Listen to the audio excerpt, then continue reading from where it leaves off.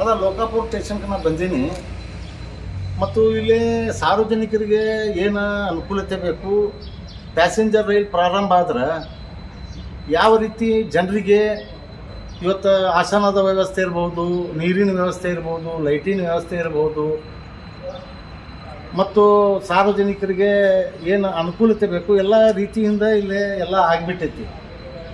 ಮತ್ತು ನೀವು ಪ್ಯಾಸೆಂಜರ್ ರೈಲು ಚಾಲೂ ಮಾಡಿದರೆ ಇಲ್ಲೇ ಇವೆಲ್ಲ ಏನು ಕಟ್ಟಡಗಳದಾವು ಮತ್ತು ಏನು ಸಾಮಾನ್ಯ ಟ್ಯಾಂಕ್ಗಳು ಅದಾವು, ಎಲ್ಲ ವ್ಯವಸ್ಥೆ ಇರೋದ್ರಿಂದ ಇದು ಗಾಡಿ ಚಾಲೂ ಆದರೆ ಉಳಿತಾವೆ.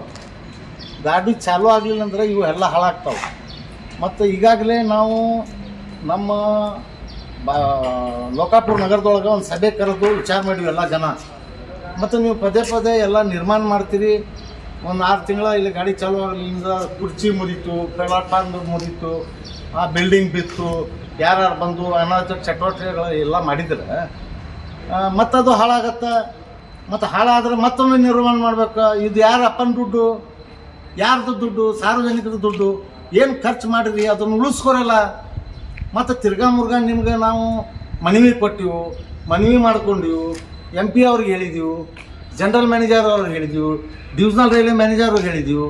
ಮತ್ತು ಸಂಬಂಧಪಟ್ಟ ಎಲ್ಲರಿಗೆ ನಾವು ಹೇಳಿದ್ರು ಕೂಡ ನಿಮ್ಗೆ ಅದರ ಬಗ್ಗೆ ಯಾವುದೇ ರೀತಿಯ ಅರಿವು ಬರವಲ್ದಂದ್ರೆ ಈಗ ಮತ್ತೆ ಹೋರಾಟ ಅನಿವಾರ್ಯ ಆಗತ್ತೆ. ನಾವು ಏನೈತಿ ಲೋಕಾಪುರದೊಳಗೆ ಈಗ ಸಭೆ ಸೇರಿಯು ನೋಡಪ್ಪ, ಅದು ಹಂಗೆ ಬಿದ್ದು ಹೋಗೋದು ಬೇಡ, ನಾವೇ ಬೆಳೆಸ್ಬಿಡು ಅನ್ನುವಂಥ ತೀರ್ಮಾನ ಮಾಡ್ಯಾರ. ಅದನ್ನು ಮುಂದೆ ಅಂಥ ಅನಾಹುತ ಆಗೋಕ್ಕೆ ಅವಕಾಶ ಕೊಡಬೇಡ್ರಿ. ಅತಿ ಶೀಘ್ರದೊಳಗೆ ಲೋಕಾಪುರಕ್ಕೆ ರೈಲು ಪ್ರಾರಂಭ ಮಾಡುವ ಚಿಂತನೆ ಮಾಡಿರಿ.